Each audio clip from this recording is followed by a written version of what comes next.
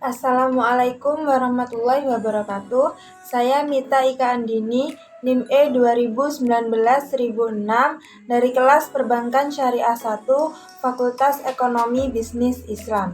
Di sini saya akan menanggapi video dari Bapak Dr. Abdul Wadud Nafis LCMEI yang berjudul Uang dan Fungsinya. Pertama, ada pengertian uang. Uang adalah benda yang diterima oleh masyarakat umum sebagai alat tukar dalam kegiatan ekonomi.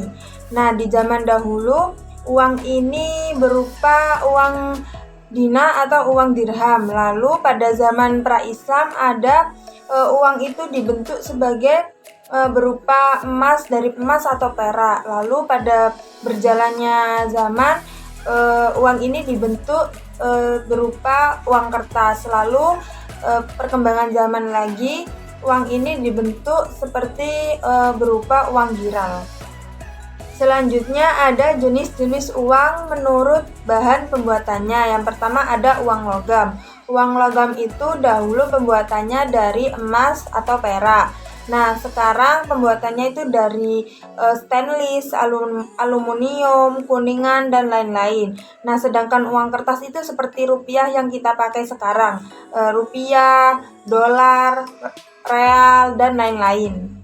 Yang ketiga ada jenis-jenis uang menurut lembaga yang mengeluarkan, seperti uang kartal. Uang kartal ini seperti rupiah ya, 10.000, 20.000, 500 rupiah yang kita miliki pada zaman sekarang ini.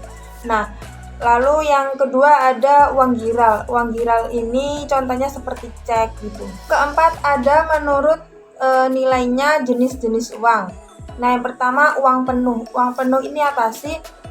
Nilai dengan barangnya ini nilainya sama gitu, seperti contohnya emas atau dirham. Nah, misalnya emas ya berupa cincin atau berupa kalung. Jika dilebur atau dihancurkan, harganya ini juga sama gitu. Misalnya harganya 5 gram berapa? 5 gramnya 5 juta. Nanti jika dilebur harganya akan tetap 5 juta gitu. Yang kedua ada uang tanda. Uang tanda ini maksudnya gimana? Uang tanda ini maksudnya nilai 10.000, 20.000 itu hanya sebagai nilai atau sebagai tanda gitu. Nah, apabila uang ini ada kerusakan atau sobek, maka uang ini tidak akan laku lagi. Selanjutnya ada fungsi asli uang. Nah, fungsi asli uang itu apa saja? Yang pertama sebagai alat tukar. Alat tukar yang bagaimana? Misalnya kita ingin makan nasi rawon, kita ingin makan soto, seperti yang dijelaskan oleh Bapak Wadud, kita menginginkan itu. Nah, kita bisa makan itu, tetapi untuk membayarnya kita membayar uang dengan uang sebagai alat tukar dengan nasi rawon itu.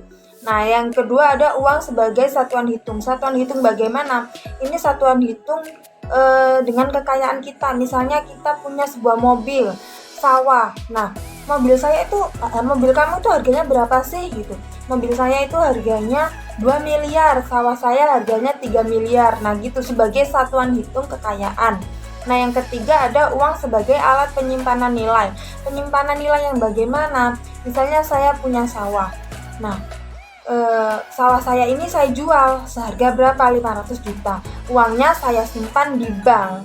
Nah, itu sebagai alat penyimpanan nilai. Selanjutnya ada fungsi turunan uang. Yang pertama, uang sebagai alat pembayaran transaksi yang sah.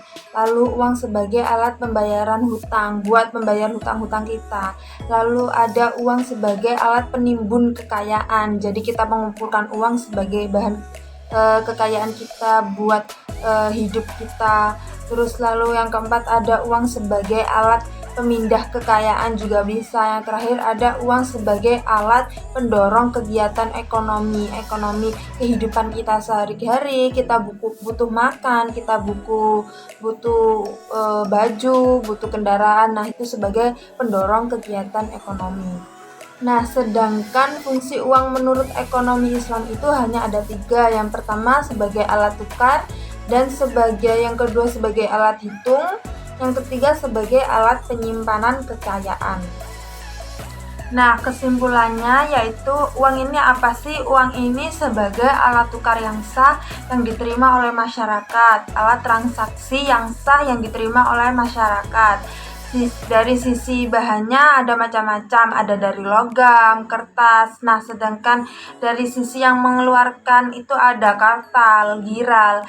Nah, fungsi umumnya itu sebagai alat tukar, ya sebagai alat tukar, alat membayar hutang, dan menimbun kekayaan.